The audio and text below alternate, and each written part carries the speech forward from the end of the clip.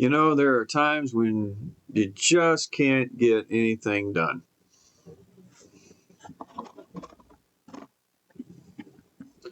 That's the reason why. Rules? Who the hell needs stinking concert photography rules?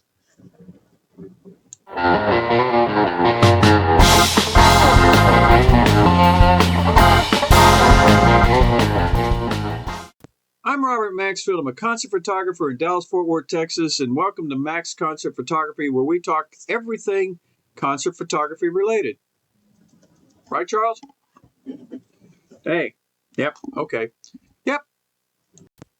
So let's do something. Let's define concert photography. When is concert photography, and when does it change over to being called music photography? What actually defines a concert? Is there something that says this is a concert? What happens when somebody goes against everything you think is what defines concert photography? This is what actually happened to me the other day when I was on one of the forums on Facebook. There was a woman asking about what lens she should purchase and if a 24 millimeter was good for what she was going to do, and if 24 millimeter f2.8 was fast enough. And in normal thinking, 24 millimeter is way wide. If you're going to be, you have to be right on top of somebody. And f2.8 in most cases is fine. But I made that comment, and the responses I got back were amazing.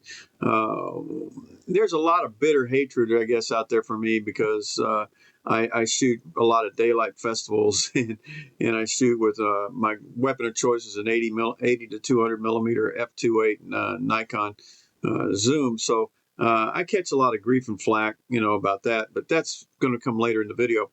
But we talked back and forth, and some of the people that were responding were agreeing, saying, hey, we never have to use anything. Our weapons of choice are 24 to 70s or 28 105s or at close range, and 70 or 80 to 200s at f2.8s even at close range or a little longer range. So one person was saying that no, you need to have at least 1.4 and this, that, and the other. And just by the general context, we were disagreeing. So to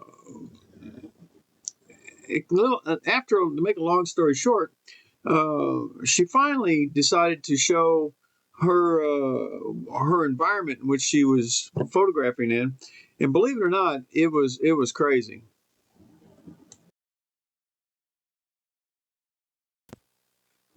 The environment looked like it was in somebody's living room or maybe in their garage or playroom, and the place was packed with people, and it was just nuts. It looked more like hand-to-hand combat than a concert. So the first thing to think about is it's not the traditional act being on stage, the artist.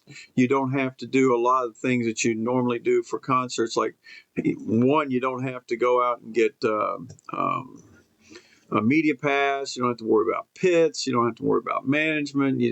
This was a brawl, and what it was a punk rock show.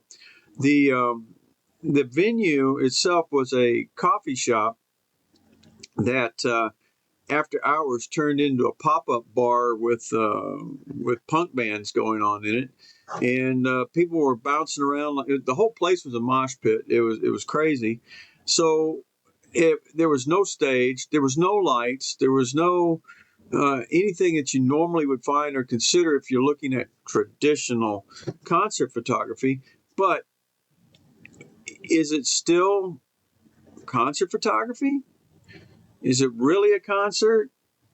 Who knows? It's music photography at least, but it doesn't go by any of the rules that you would normally, if you're going to shoot anyone on stage, you're going to shoot anyone in a venue like that. It's totally different, but it is music photography. So in her case, a 24 f2.8 would be perfectly fine. That thing is working. How about that? Because the artists are not so much the subject of the photographs as the environment and the audience. I mean, you couldn't tell where the band started and where the audience ended or started. It was all meshed together, and it was total chaos.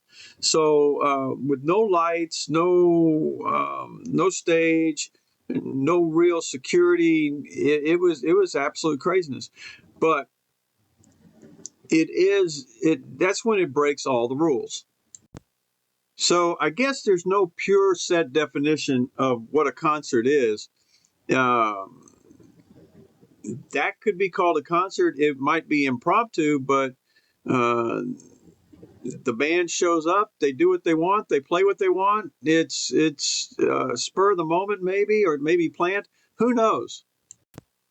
But it's one of the things that we need to consider, because when we look at concert photography, and I know I'm probably pretty bad at this too, is we define concert photography in a set frame box. Okay, this is what we expect.